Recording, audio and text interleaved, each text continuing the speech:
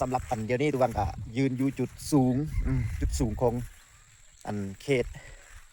ดงงอนดงงอนเมืองหุ่นแขวงอุดมไซหรือว่าอันเอิ้นว่าบ้านเพียงหอเนาะจุดนี้จะเป็นบ้านเพียงหอแล้วบัดนี้เอาสิมาเบิ่งอันมุมหนึงบัดนี้นะความหนาวเนาะความหนาวนี่บ่ให้เว้าเลย มันจะเป็นแบบนี้ตลอดปีเลยจะมีเมฆปกคลุมบ่ว่าจะเวลาใดว่าจะเวลาใดแล้วก็โมงใดเอิ้นว่า3-4ชั่วโมงเลยเนาะอากาศเป็นแบบนี้นะบางก็ฝนบางก็ลมมันก็เป็นจั่งใดก็มีเพราะว่าอันมันเป็นเขตที่ว่าหนาวเป็นเขตที่ว่าหนาวสมควรอะนะคือว่าบางมื้อจะบ่เห็นอันตาเว้นเลยบ่เห็นแสงแดดเลยอากาศดีอากาศหนาวถ้าว่าอันฮอดเดือนประมาณคาดว่าเดือนนี้จะเป็นเดือนเก่าเดือน8เดือนเก่าก็สิส่ำนี้แล้ว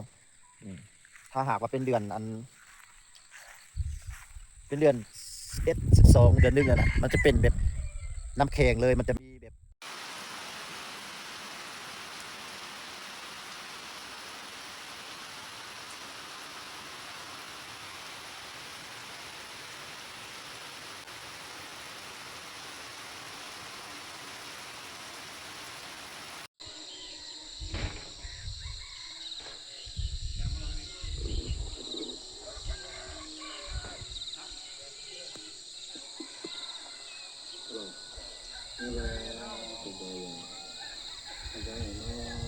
Thank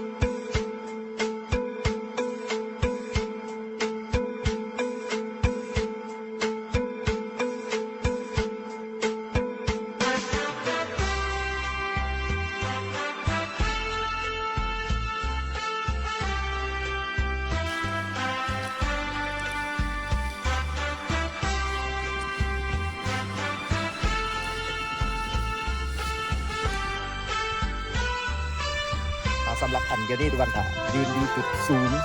จุดสูงของอันเขตดงงอนเมืองหุ่นเพ็งดงไสหรือว่าอันเอิ้นว่าบ้านเพียงหอเนาะจุดนี้จะเป็นบ้านเพียงหอแล้วบัดนี้ชนะเมืองอันดูมุมหนึงบัดนี้นะความหนาวนี่บ่ให้เว้าเลย มันจะเป็นแบบนี้ตลอดปีเลยจะมีเมฆปกคลุมบ่ว่าจะเวลาใดว่าจะเวลาใดแล้วก็โมงใดเกินว่า3-4 ชั่วโมงเลยเนาะอากาศเป็นแบบนี้นะบางก็ฝนบางก็ลมบางก็เป็นจังไดก็มีเพราะว่าอันมันเป็นเขตที่ว่าหนาวเป็นเขตที่ว่าหนาวสมควรนะที่ว่าบางมือจะบ่เห็นกันตาเว้นเลยบ่เห็นแสงแดดเลยอากาศดีถ้าว่าอันฮอดเดือนประมาณพราดว่าเดือนนี้จะเป็นเดือนเก่าเดือน8เดือนเก่าสิซัมนี่แล้วถ้าหากว่าเป็นเดือนนั้นเป็นเดือน11 12เดือนนึงนะมันจะเป็นแบบ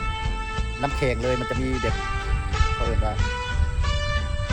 น้ำหิมะบ่เป็นจังได๋ครับมันจะมีลมแห้งๆแบบมีลมพัดตลอด24 ชั่วโมงเลย